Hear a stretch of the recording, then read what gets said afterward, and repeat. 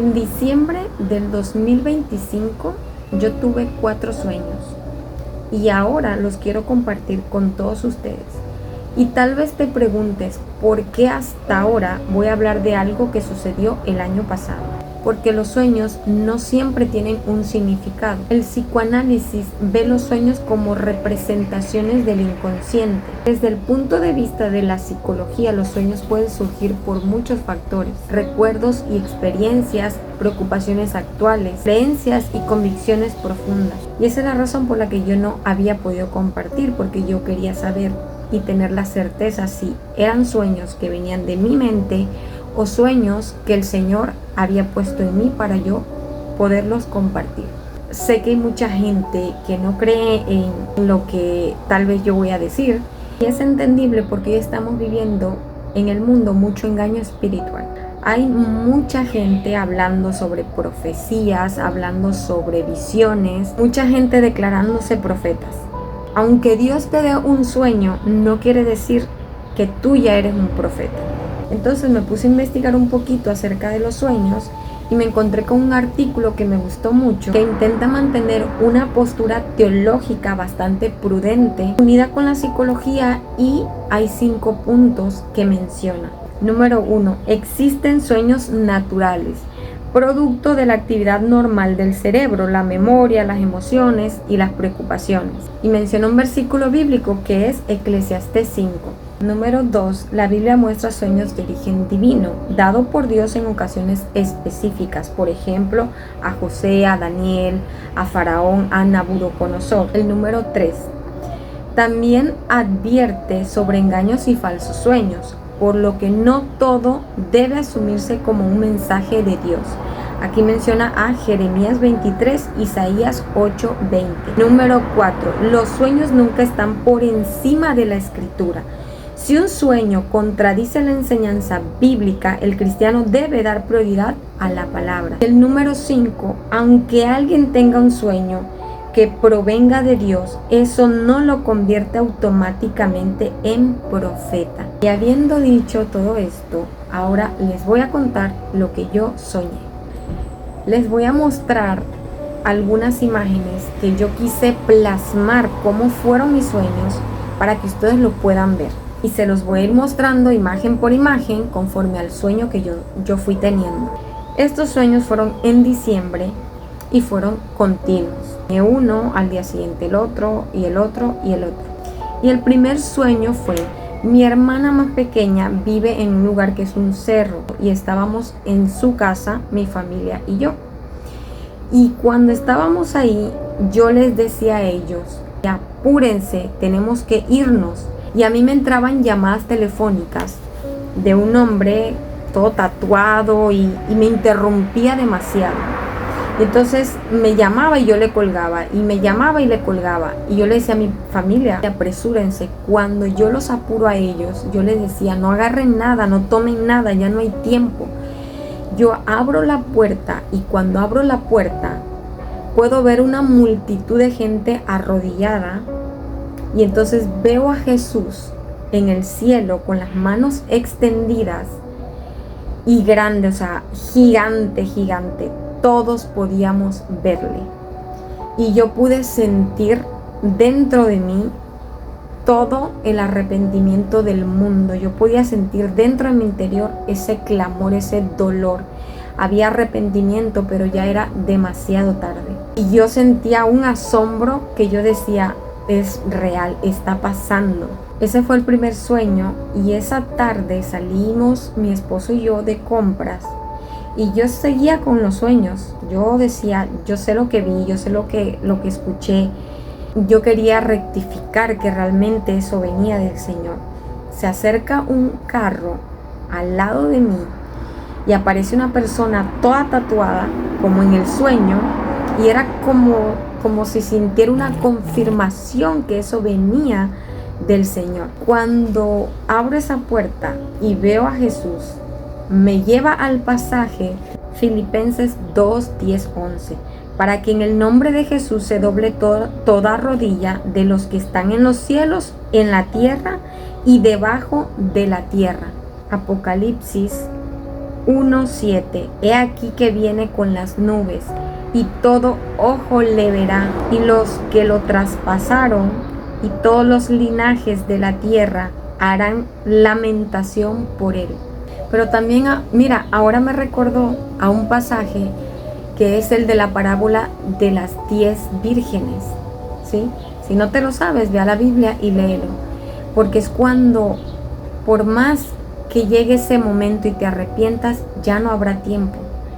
El segundo sueño que tuve, yo veía como el mundo ya era un caos, el mundo cada vez estaba peor, y un hombre se aparecía y nos ofrecía a mí, y habían muchos jóvenes, pero a mí en específico me hablaba y me decía que había un portal donde podíamos estar en otro lugar, como en otra dimensión o en otro planeta, porque ya la Tierra no soportaría más. Y yo dije que sí. Entonces, cuando yo pasé, me doy cuenta que todo donde yo estaba, y había muchos jovencitos, me di cuenta que todo era ficticio, que era tanta la tecnología que había, que se podía sentir en el aire, el respiro, que no era algo natural. Y ya no quería yo estar ahí. Y ese sueño a mí me llevó a recordar Juan 18:36. Mi reino no es de este mundo. ¿Qué pasa en ese sueño que yo me pongo a pensar? ¿Por qué los jóvenes, esta generación que está teniendo demasiada información y acceso a lo que es la tecnología, hoy vivimos ya con la IA, y los jóvenes son más vulnerables y es fácil de ser engañados? Y así es como yo me sentí, que este mundo nos está ofreciendo algo mejor, pero en realidad es un engaño.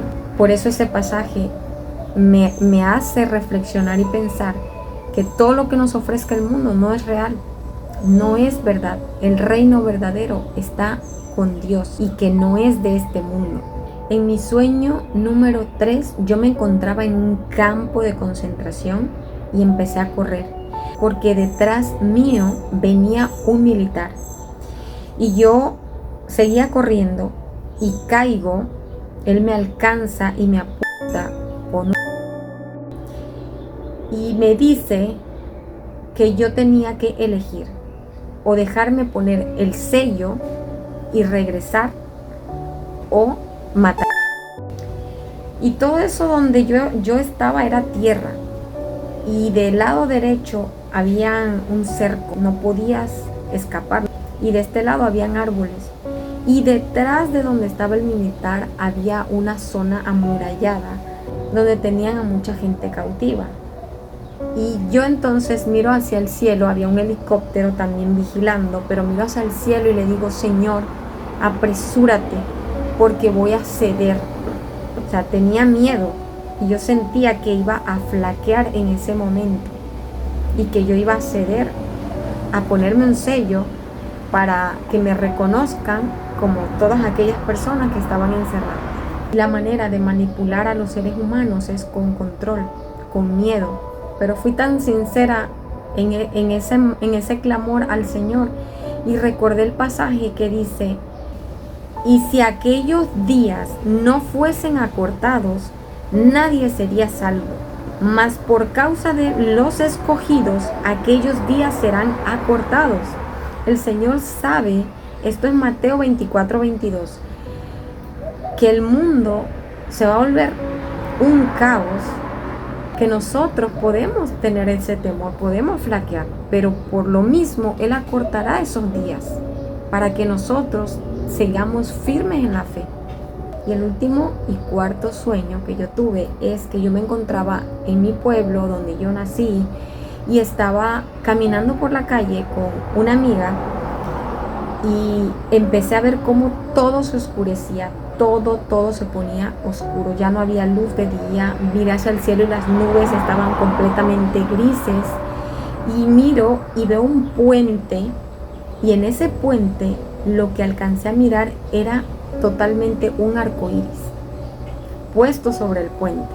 Y ese sueño pues me llevó al pasaje de Génesis, donde el Señor hace esa alianza con Noé, donde Él hace esa promesa de que no destruirá más al mundo, a la humanidad, con diluvio.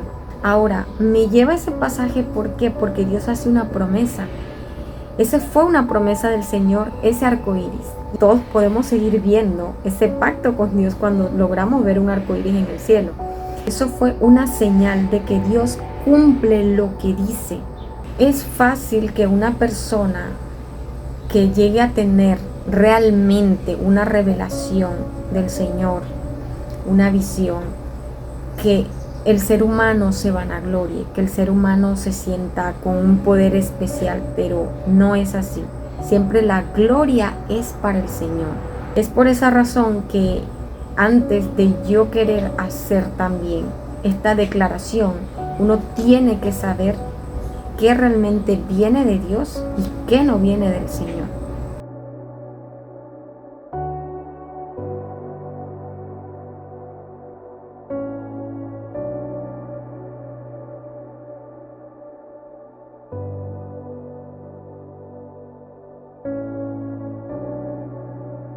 Cuando el Señor le estaba dando a Pablo mucha revelación, ¿qué pasó? Para que Pablo no se enalteciera ni se engrandeciera con todo eso, el Señor le mandó un aguijón. No es literal lo del aguijón, pero le mandó un aguijón para que dependiera siempre del Señor y no llegara a ser una persona egocentrista que se sintiera mejor que los demás. Por eso tenemos que tener muy claro que todo lo que viene del Señor es para Él. Antes de creer cualquier cosa, hay que ir a la palabra y mirar si va de acuerdo y alineado con la palabra de Dios. Si no va alineado con la palabra de Dios, es una palabra falsa.